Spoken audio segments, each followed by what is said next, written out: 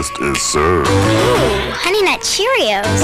Wednesday, bet you can't beat me to the sweet taste of nuts and honey. Oh, I bet I can. It's a race for the taste of Honey Nut Cheerios. Part of this complete breakfast. I win! Yeah, but losing. Whoa! Never tasted so sweet. So where's the bee? You can look real hard and he'll magically appear in these 3D pictures on the back of marked boxes of Honey Nut Cheerios. If you're stuck inside and you can't get out, but you feel like being free, grab a witch and make a switch and see what you can be. That's Halloween, witch magic Halloween. Halloween, witch magic Halloween. Halloween,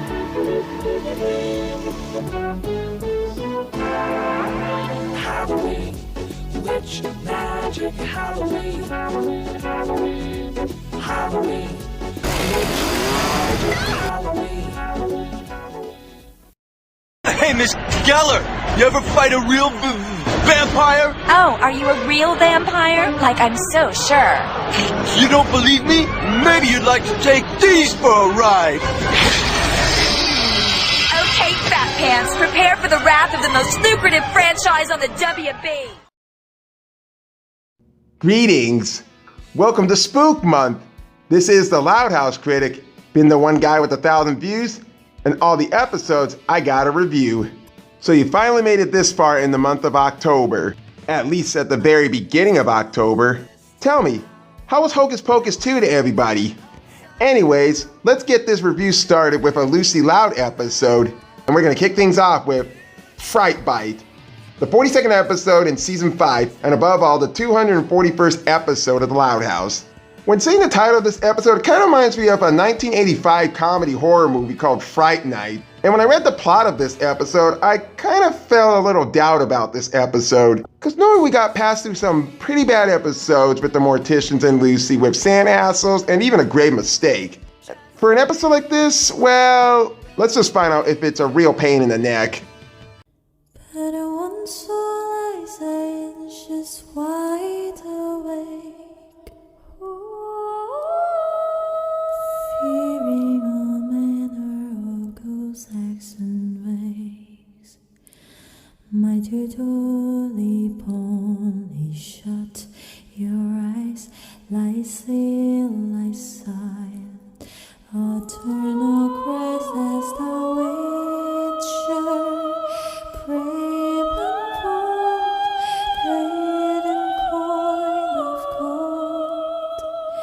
He'll chop and slice, you cut and dice, you eat, you up home, eat you whole. Fangs, pass the blood sausage. Thank you, Fangs. Gary, this is gonna be good. I love this part. She better take back those shoes. All right, what are we watching? Fear, I don't think you can handle this. It's a scary movie. Thank you, Joy, but I'll have you know I'm not scared of everything. Oh, bullshit! Our breed is dying, Tristan. We must continue to transform mortals or face our greatest fear. Fewer dungeon parties? Dungeon. I'm sorry. Every time I gotta hear the word dungeon, I gotta bring this fucking dungeon song up every time.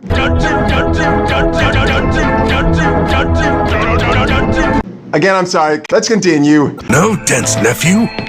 Extinction. That was deeply, deeply disturbing. Again, zeroing in on entertainment. Parents love their kids to watch. I give it 2 severed thumbs up. You lie! Sigh. Now we must wait eons for the next season. Oh, the humanity! Such agony, which normally I love, but not right now. Why do I keep getting a sense of feeling every time I hear that voice being part of Lucy's Morticians Club that Moxie should actually be part of this? Look, a light's on in our favorite creepy house. Nice touch.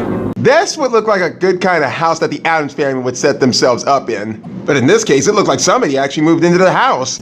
They never stay long. The last renters ran screaming after 5 minutes. Probably because of the demon infestation, property taxes. Clearly they didn't appreciate its charm. Charm? The fuck do you even know about charm? Have you even been in Michael Myers' house? Once you do, let me know what you find charming about it. Ooh, let's go examine the fresh meat.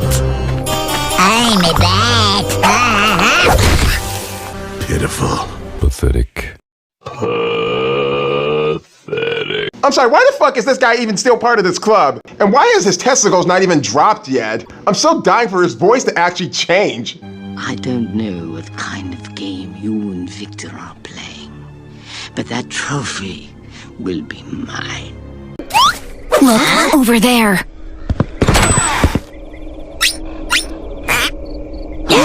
Down! All of you, down! You too!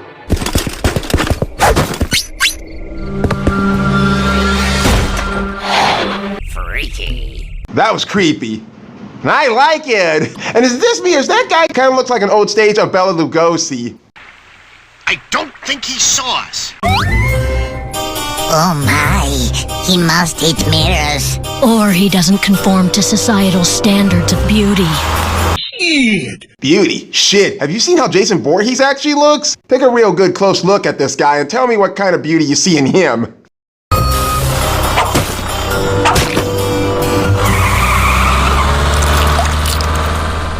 Whoa! That's a lot of extra bloody steaks! I'm guessing you're the young version of Matthew Broderick, aren't you? That's a lot of fish. And what is so wrong about that line anyway? Who cares? Look, empty bottles of coffin polish. And this is the good stuff. For that eternal shine. A line surprisingly not used in the porn parody. You guys, he's moving at night. He threw out his mirrors. He ordered bloody steaks. He has coffin polish. Uh-huh. And this would be interesting because... This guy is a vampire. Gasp! No. Oh yeah? I couldn't tell. Wow, I'm pretty much speechless. Fuck no! If this guy was a vampire, he would have caught you guys little asses by now. This is Lucy's way of jumping conclusions like Lincoln did before, and I swear, I'm starting to see where this is actually going now, because I remember seeing an episode that actually did something like this before. Maybe even 2 episodes. But in Lucy's case, guess what she thinks this means to her and the gang? He could turn us into the undead. Gasp! Our lifelong dream! Oh, okay. Just think, one bite from him and we'll never have to wait for another season of Vampires of Melancholia, because we'll be living it. We can be just like Edwin. Boy! I'm sorry, where the fuck is this even going? That doesn't even make any sense at all. I know all the things that she actually stated that think that this guy is a vampire, but how would you even know for sure that he actually is one? It's rare when you come across something so awful that you have a hard time explaining why it's bad, but there are times such as these when analyzing it makes you dumber. Because I can just tell you right now, vampires don't actually exist in our universe. Hell, somebody thought a hyena was a werewolf, because they had no bloody idea what a hyena actually looked like. Some for you, and for you, a lot for you, and some fresh own egg for Count Lucilla. That's one bad Loud House joke. Garlic bread, Lucy? What are you, a maniac? Two bad Loud House jokes. Family picture time! Oops, forgot. Lucy doesn't show up. That's three bad. Oh, fuck this. I'm out of here. Let's do this. Boris wants eternal life and unbridled power. And if you say you're a vampire, you get a free small soda at the movie. And you know, I wish I could have kept that receipt for that cup of everlasting life. Oh, don't worry. I'm going to suffer even more in the next season when I have to do this episode. Why don't you just put a fucking stake right through my heart?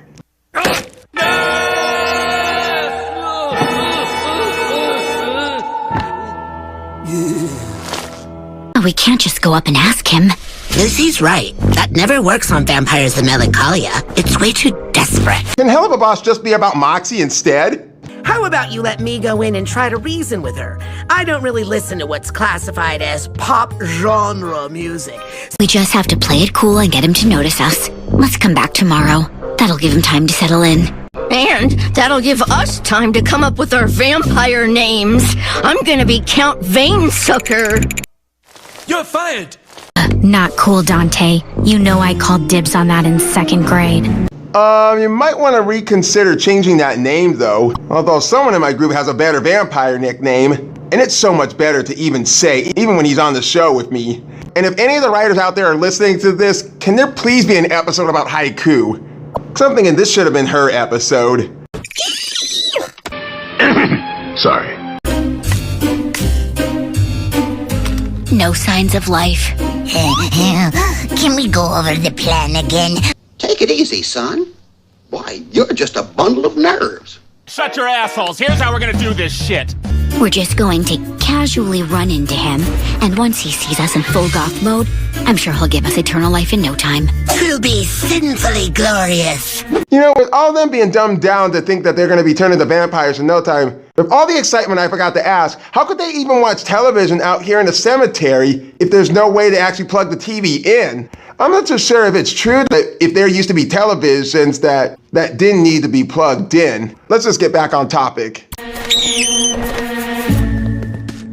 Where's he going? It's not night yet. He'll burn in the sunlight.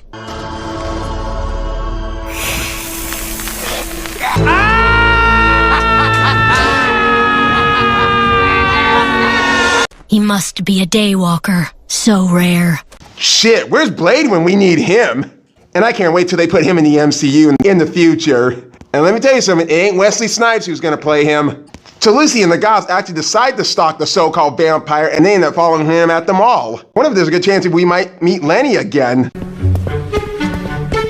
There he is. Time to get his attention. I'm sorry, how in the fuck is that even possible, having 6 people behind one fucking newspaper? Like, I'll never be too quite fucking sure how Zeke the big bad wolf is able to hide behind thin fucking trees. Huh?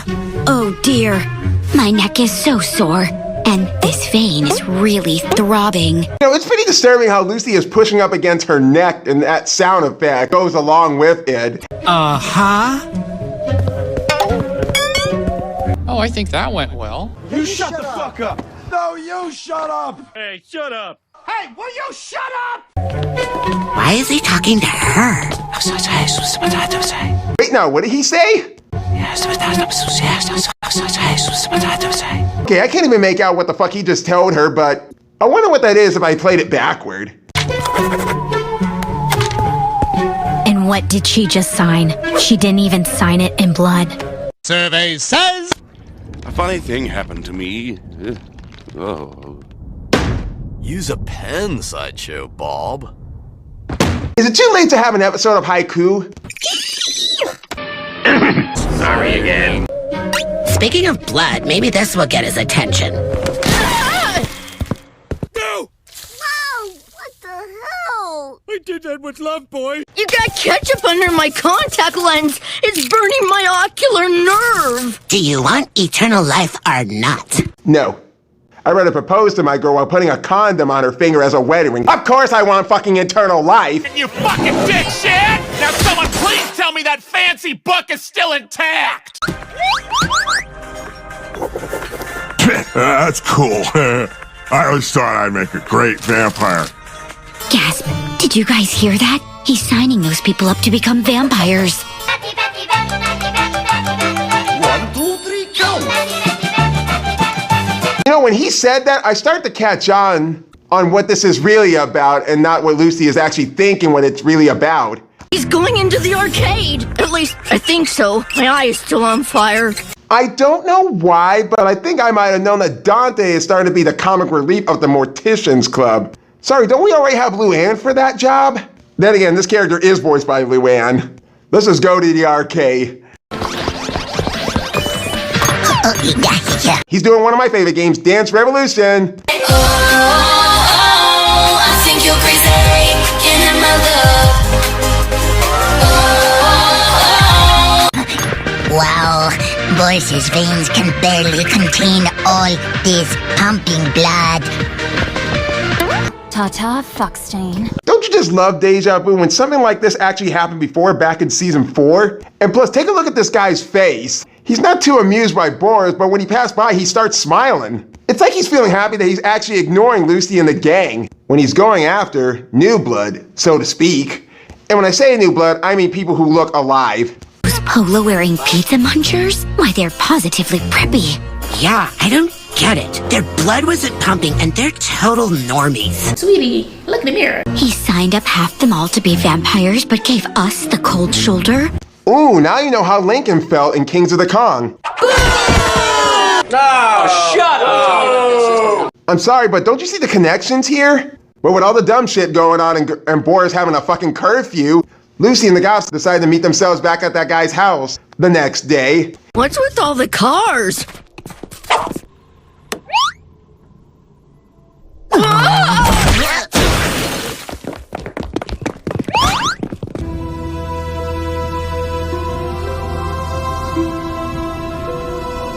Hey, is it just me, or does that one girl actually look like one of Lori's friends? Because I think I remember seeing her back in Frenzy and even Sweet and Sour. It has to be her. We were right. They were all turned into vampires last night. Gasp. Mrs. Bernardo? What the hell is she doing there? Let's find out. Mrs. Bernardo, you've been gifted eternal life and power, haven't you? That was really scary. Wow, that's not scary. She could at least say something. And again, I don't want to hear her Shakespearean sex talk. But here's something that Lucy actually might have figured out, or at least hasn't figured out yet. One thing's for sure, he has terrible taste. He's building an army of the really basic undead. That's bull, man. This guy must think we're already vamps, because we're so goth. No shit, you just figured that out? Survey says... Ow! Oh! Ow! Ow! That really hurt. Pussy. I know what we need to do. We need to go normie. You know, I wouldn't be too damn surprised if they don't have the actual 100% of to be normal. I mean, we did see half of that shit happen back in Black, but who the fuck cares? They're actually repeating shit what they already did before. Oh, this is precious.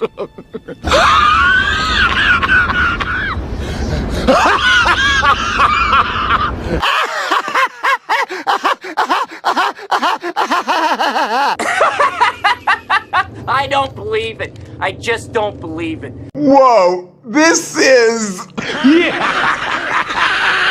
What the fridge am I looking at here? It looked like these kids are dressed like something that came out of Full House. Shit, Dante likes to pretend he's little Bow Wow. Lucy, shouldn't she wear her alternate outfit that she wore in Back in Black? And with Haiku, I don't know about that hairstyle, but that's a cute dress on her. And this probably is the first time we ever got to see Haiku's legs. It's time to walk the normie walk and talk the normie talk. Shit, after years of being in the dark, good luck trying to be alive. Shit, you can't even teach a zombie how to pick up a gun and fire it. Lemonade. Get your lemonade. Huh?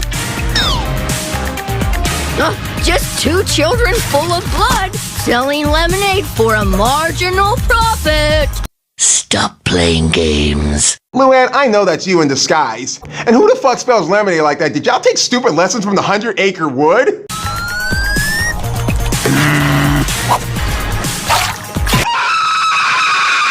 Damn, Dante, you really need to see the eye doctor about that shit. And I thought Lisa was worse. God, that is still so disturbing. Here, friends, enjoy this carnivore's delight. Now what? I also have potato salad and coleslaw.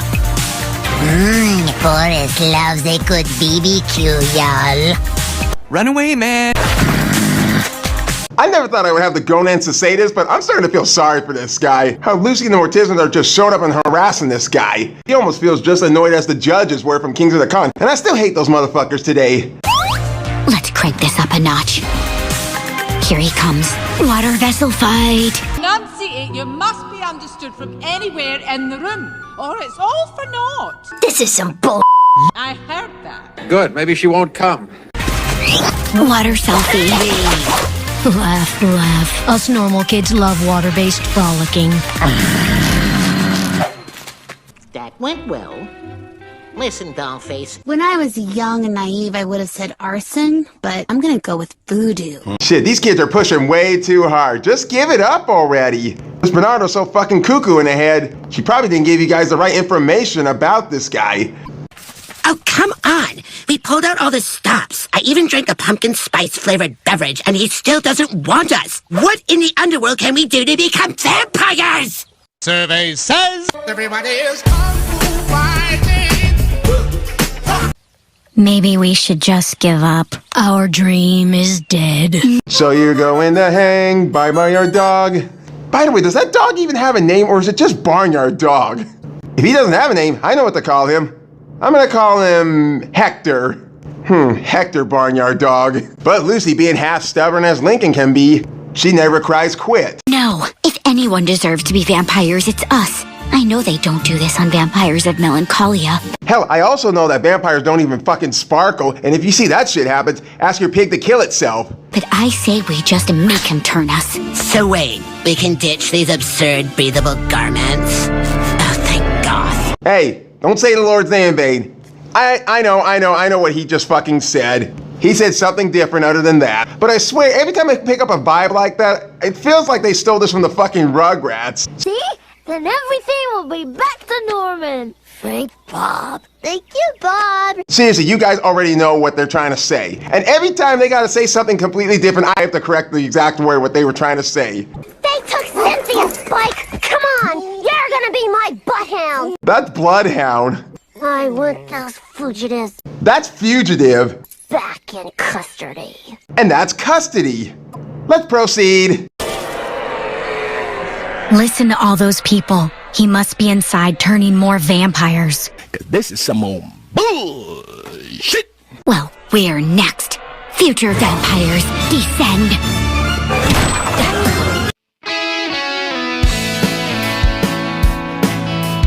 Them being in that fight position kind of reminds me a bit of Kings of the Con. They had to have their own superhero names. They should have been called the Ghastly Shadows. There he is.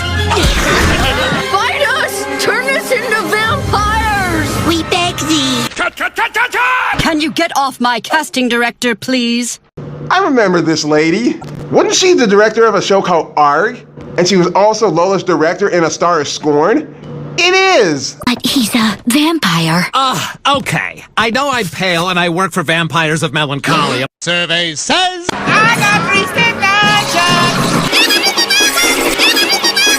Nothing like stereotype, Nickelodeon. Can you spare me the wisecracks? Wait a minute. You guys are filming Vampires of Melancholia?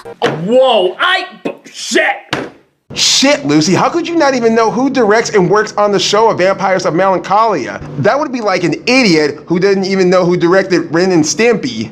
But like most of my cast and I, we would actually know who directs, writes, and storyboards a Loud House episode. I mean, really, is it that obvious not to know who works on the show or an episode? Have none of you ever checked? But with all the bullshit of not knowing who directed the show, guess who else actually put the nail in the coffin? And you kids are ruining my big break! Confused Vampire number 7 is the role of a lifetime! Mrs. Bernardo? Why didn't you just tell us what you were doing yesterday? Shit, that's what I said in this review. And again, I did say she would be better off not saying shit at all. Oh, a good actor never breaks character. Will you stop that? The next thing you know, she's gonna be wearing a fucking wig that looks like a baboon's ass. Sorry about that, Gary Oldman. Okay, that's enough. It's time for you meddling brats to go. You're in the shot. Nothing like Scooby-Doo infringement. Shit, if you're gonna steal quotes from other cartoon shows, there's a shitload of more you can actually steal from. I am Optimus Prime, and I send this message so that our pasts will always be remembered. As Lucy and the Morticians are about to leave, but...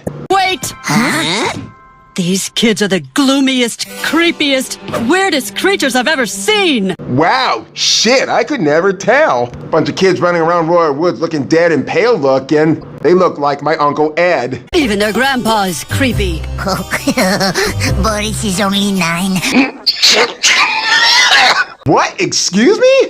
Boris is only 9. 9? Motherfucker, you look 12. And as for Persephone, she looks like she's fucking 11. And you know, speaking about this group, am I about the only one who thinks not only did season 5 actually had a story focus with Lincoln and his friends, but we also get a bunch of episodes where it's just Lucy and the Morticians and not a Lucy Loud solo episode, like it was back in season 2. Because really, I can't be the only one who actually sees this. Could this possibly get any better? This black cherry juice is simply smashing. Top notch. Edwin! Oh, cheerio, spooky children. Shit, you don't see a bunch of emo kids do that shit every day when they're finally gonna meet their idol in person. It happens. But seeing Persephone in Haiku's eyes like that, creepy, but cute. Watch the shoes, please. Lisa smiles. Emo goths don't smile like that. And I thought Lisa's smile was so fucking creepy, but Haiku smiling like that? You don't see that shit happen every day.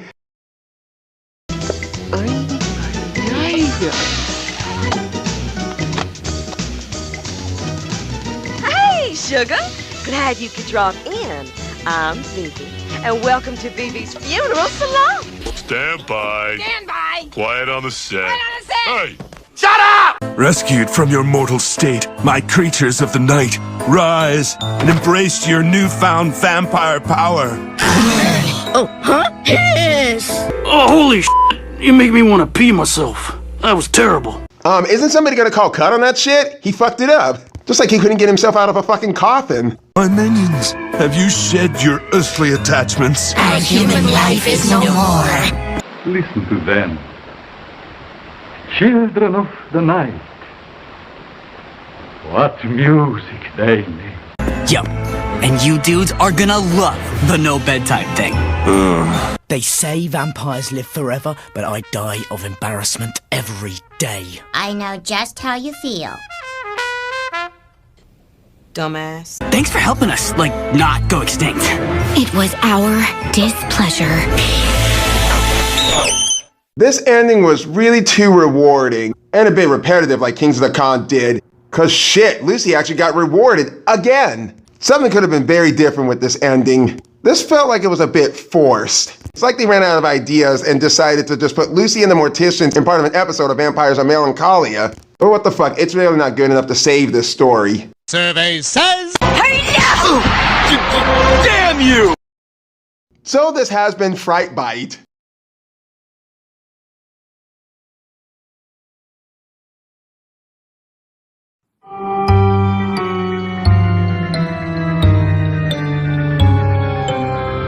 Okay, before any of you makes any kind of statement about this score, let me explain about what's really wrong with this episode. Because really, all the flaws were actually there in sight.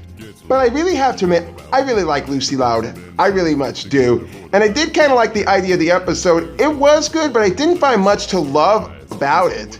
Because from the very beginning, when that new neighbor actually moved into that spooky old looking house, and when Lucy said he must be a vampire, that's when I started to predict what was going to happen in this episode. Okay, the writer who actually wrote this episode, who had previously actually wrote a few Casa Grande episodes, this was the only episode that she actually wrote, and I can just say, she tried. She just tried. But hell, this was the only Loud House episode she ever wrote. There's also a lot of similarities and resemblance from different previous Loud House episodes I quite noticed when first watching this episode. And it really shows how so much stuff was so repetitive and got recycled from each episode. This is especially with the case of episodes like Argue for Real, The Waiting Game, Family Bonding, and I think I could be wrong about this. I did see a bit with Kings of the Con. With Argue for Real, so much both the cases here with both the main characters actually think some of the undead creatures are actually real when they discover that it's all frictionized like it's make-believe. But Lucy, living in her own little dark fantasy world, can't seem to tell the difference between real and make-believe.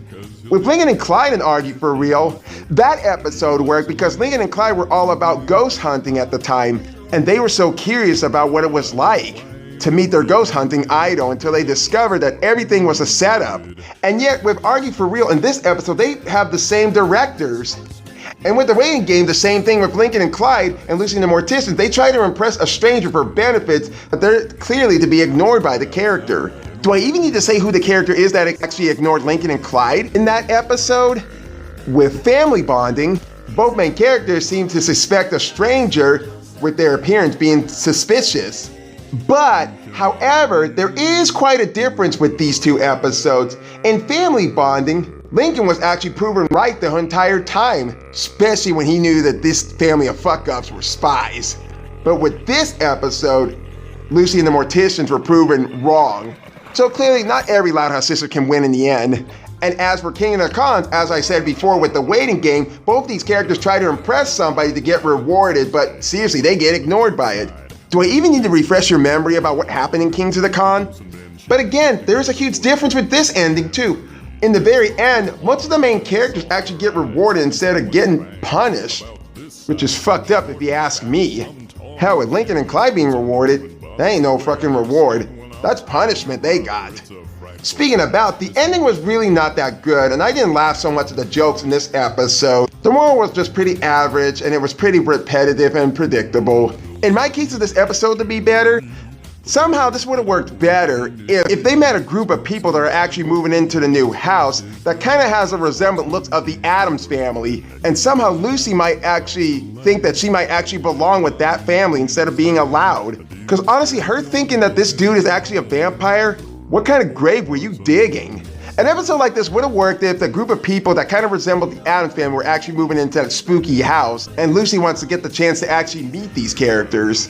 And the more she tries to get close to them to try to get to know them so much better, the more she gets distracted by her family. Yeah, it feels a little bit predictable if it felt like Yes Man and Mall of Duty, but somehow this one would have worked better than asking somebody to try and turn you into a vampire when it turns out they're not a vampire at all. I don't know, I'm just thinking how different this episode could have been. And I still gotta finish rewriting that episode. But anyway, with this episode, it's not bad. Well, maybe kind of, but it's not the worst Lucy Loud episode out there. Hell no, a Grave Mistake still takes that position. So my recommendation is to watch this at least once, especially after when you see Phantom Pains. This has been the Loud House Critic, and are we having fun yet in the month of October? Trick or treat, trick or treat, trick or treat, trick or treat, trick or treat for Halloween. When ghosts and goblins by the score ring the bell on your front door, you better not be stingy or your nightmares will come true.